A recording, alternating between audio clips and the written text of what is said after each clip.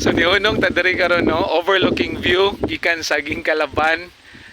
Venue nato is gymnasium man to kaganina no. So nakakuha tag mga pictures dito. And tanawan ninyo ang overlooking. Akong balikon ha, lantawan ninyo. This is under no kanang A3 or dili kay siya inana kadako nga 3. And then na-amaze lang tano because this is overlooking view.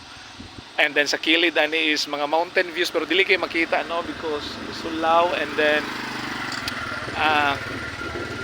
ulan-ulan man good today. Pero at this time no, medyo malamalan ang dalan.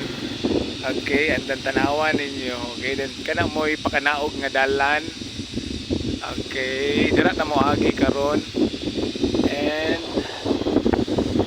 of course, ang overlooking view. Okay? So keep safe no. Morning session lang ta. Pakanaog na ta nata mga panghapit-hapiton pod. Okay, then ang sa ubusan ni is rice field na yung mga katubhan. Okay?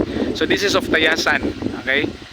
Bye-bye now. God bless everyone. No? Thank you Lord for the opportunity. Okay?